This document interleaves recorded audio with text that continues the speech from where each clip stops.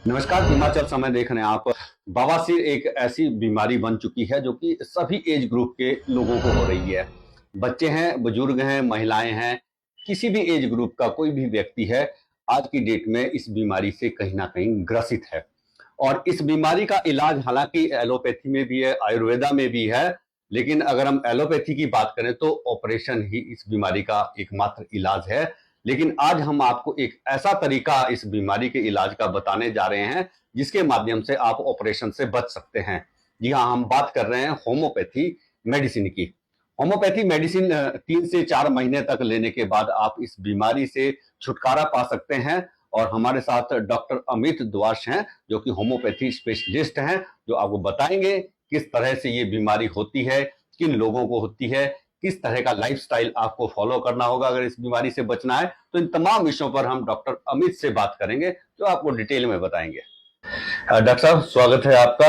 धन्यवाद। बवासीर एक ऐसी बीमारी है जो कि आज तीसरे चौथे प्रत्येक व्यक्ति को रहती है, और एज ग्रुप का भी अब कोई ये नहीं रहा है, बच्चों को भी हो रही है, बुजुर्गों को तो रहता ही है खतरा जी। युवा वर्ग भी इस बीमारी से ग्रस्त है।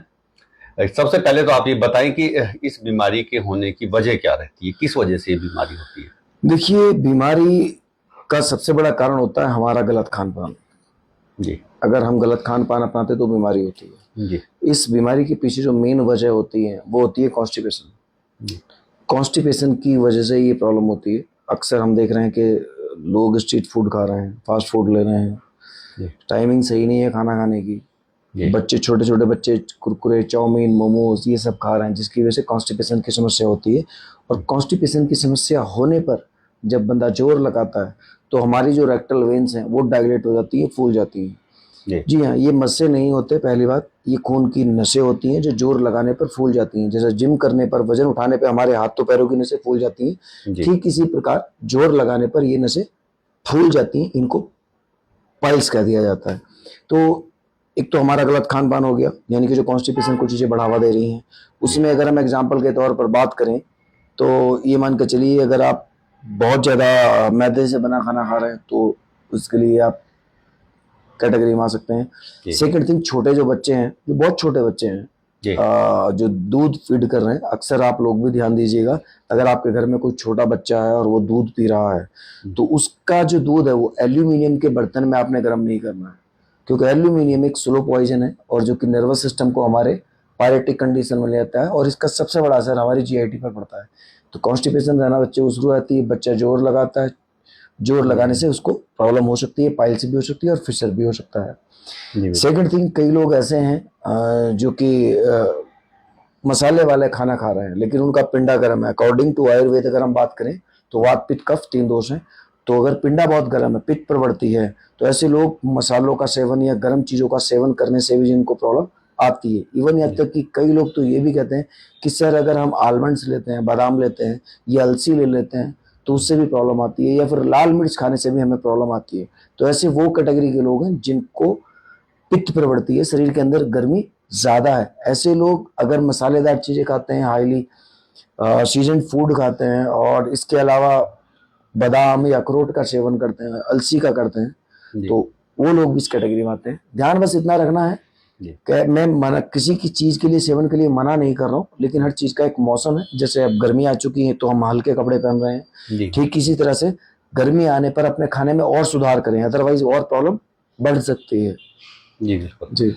अगर इसके शुरुआती सिम्टम्स की हम बात करें, क्या इसके सिम्टम रहते हैं और किस किस स्टेज पर ये बीमारी जा सकती है, और ये कह सकते हैं कि अगर हमें ट्रीटमेंट शुरू करना है तो तुरंत किस स्टेज पर डॉक्टर के पास आना चाहिए? देखिए भूपेंद्र जी, होता क्या है कि बीमारी के सिम्टम्स तो रेक्टम में इचिंग होना, स्वेलिंग होना, या फिर कट सा लगना, जलन होना, ये सब सिम्टम है, शुरुआती सिम्टम है।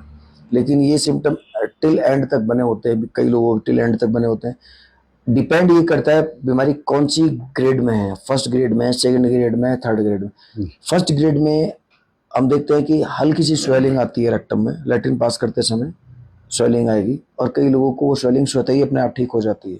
ठीक है, जोर लगाएंगे बाथरूम में, आप जितना भी जोर लगा रहे हैं, ठीक है, 5 मिनट से ज्यादा जो समय आपका एक्स्ट्रा लग रहा है वो आपकी ब्लड वेसल्स पर उसका असर पड़ता है, क्योंकि आप जोर लगाएंगे वो फूल जाएंगे। डॉक्टर साहब, अगर हम एलोपैथी की बात करें तो एलोपैथी में इसका इलाज सर्जरी है और आयुर्वेदा में एक शार्ट सूत्रा है, लेकिन होम्योपैथी ये कहता है कि बिना ऑपरेशन के, बिना किसी कट के इसका इलाज संभव है। बिल्कुल संभव है। कितना कारगर है? बहुत कारगर है, 100% कारगर है। इसको थोड़ा आम भाषा में हम समझ लेते हैं। जी अगर मान लीजिए अगर हम किसी बंदे के सर के बाल उतरवाते हैं तो बाल तो फिर आने वाले हैं। जी बिल्कुल। अगर आप सेब तोड़ रहे हैं तो सेब का पेड़ तो अभी भी खड़ा है, उसकी जड़ें अभी भी खड़ी हैं, तो रोज ही एटमॉस्फेयर बिगाड़ रहा है। अगर मान लो पाइल्स स्वेल भी कर गई, आपने ऑपरेट भी करा दिया उसको, जी तो वो तो बंदा तो रोज ही गलती कर रहा है खाने में। जी तो नेचुरल सी बात है, वो तो हो सकता है अगर आज आपने ऑपरेट कराया हो तो हो सकता है 2 महीने बाद, 3 महीने बाद, 4 महीने बाद, इवन अब तक कि कई लोग तो हमारे पास 1 महीने के बाद भी आए हैं कि सर एक महीना पहले हमने ऑपरेशन कराया था, लेजर ट्रीटमेंट कराया था या शार्ट सूत्र कराया था, लेकिन उसके बाद फिर से प्रॉब्लम आ गई। तो उसका कारण यही है कि ऑपरेशन इट्स एक मैनेजमेंट, तब तक आप ठीक नहीं हो पाएंगे, क्योंकि अभी एक वेंस आपकी डायलेट हुई है, लेकिन हमारे रेक्टम में बहुत वेंस हैं। इवन यहाँ तक कि अगर मैं आपसे बात करूं तो चैनल्स हैं पूरे के पूरे रेक्टम में हमारे, और हम इस वीडियो में उनको ऐड भी करेंगे, उन चैनल्स को भी आप देखिएगा जी। तो ये रीजन रहता है कि वो केवल एक मैनेजमेंट, एक प्रॉब्लम आ गई, ये थोड़ा बढ़ गया, उसको काट दिया, लेकिन वो बढ़ेगा तो अगली बार भी, क्योंकि जब तक बीमारी के मूल कारण का निवारण नहीं होगा बीमारी चलती रहेगी। एग्जाम्पल के तौर पे मान लीजिए आपको सीवियर कॉन्स्टिपेशन है। अब सीवियर कॉन्स्टिपेशन के कई कारण हो सकते हैं, जैसे एल्यूमिनियम पॉइजनिंग में बच्चों के बारे में बता चुका हूँ।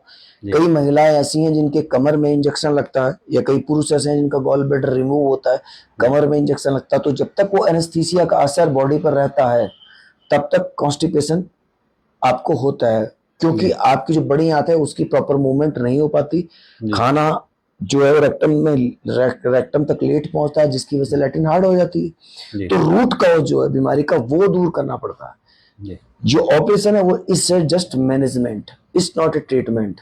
ठीक है, वो मैनेज कर रहे हैं, वेंस आपकी डायलेट होगी, उसको काट दिया, दैट्स इट। लेकिन वो क्यों फुली है? क्योंकि कॉन्स्टिपेशन रही है। अब कॉन्स्टिपेशन में कैटेगरी आ गई, सबकी अलग अलग, सबके रूट कॉज अलग है। किसी के लीवर में प्रॉब्लम हो सकती है, किसी को एल्यूमिनियम पॉइजनिंग हो सकती है, किसी को और कोई वजह हो सकती है। तो हमें सबसे पहले ये देखना होता है कि वेंस जो फुली है उसका कारण क्या रहा है। क्या लीवर में प्रॉब्लम है बंदे के, उसकी वजह से कॉन्स्टिपेशन हो रही है, या एल्यूमिनियम पॉइजनिंग रही है उसकी वजह से हो रही है, या कोई पेशेंट है वो जो नशा करता है उसका रीजन रहा है। तो देखो फैक्ट क्या है जिस वजह से कॉन्स्टिपेशन हो रहा है, उसको डिकोड करना बहुत जरूरी होता है। तो डॉक्टर साहब, कितने दिन का ट्रीटमेंट लेने के बाद होम्योपैथी में ये बीमारी बिल्कुल ठीक हो सकती है? देखिए, अगर पेशेंट पूरी तरह से सच जानकारी हमें देता है, जी, पूरी सच्चाई के साथ हमारे साथ कोऑपरेट करता है, तो 3 से 4 महीने 5 महीने में बीमारी दूर हो जाती है। और कई लोग तो ऐसे भी हैं जिनका ब्लड 3 से 4 दिन के अंदर या हफ्ते के अंदर रुक भी गया है। कई बार कई लोगों को ब्लीडिंग पाइल्स होती है, वो जल्दी ठीक हो जाती है। जी धन्यवाद। तो डॉक्टर अमित दवास ने काफी महत्वपूर्ण जानकारी दी बवासीर के बारे में। और अगर आपको भी ऐसा लगता है कुछ इस तरह की दिक्कत अगर आपको है तो 3 से 4 महीने की दवा लेने के बाद आप बिल्कुल ठीक हो सकते हैं, आप ऑपरेशन से बच सकते हैं, आपको किसी तरह की कोई दवाई लेने की जरूरत नहीं है। हालांकि इसके बाद थोड़ा परहेज जरूर रखना पड़ेगा, आपको अपना लाइफस्टाइल चेंज करना पड़ेगा, खान पान में थोड़ा सा आपको बदलाव करना पड़ेगा, लेकिन होम्योपैथी में इस बीमारी का 100% इलाज है। और आप स्क्रीन पर दिए गए नंबर पर आप डॉक्टर अमित से बात कर सकते हैं, ये आपको फोन पर भी आपको गाइड करेंगे। और साथ में अगर आपको कहीं आप देश के किसी भी हिस्से से अगर इस वीडियो को आप देख रहे हैं तो आपको फोन के माध्यम से यहाँ पर पूरी गाइडेंस मिलेगी और दवाई भी आपको साथ में कोरियर कर दी जाएगी। तो इसी के साथ आपसे इजाजत लेंगे, बहुत जल्द फिर मुलाकात होगी, तब तक के लिए जय हिंद, नमस्कार।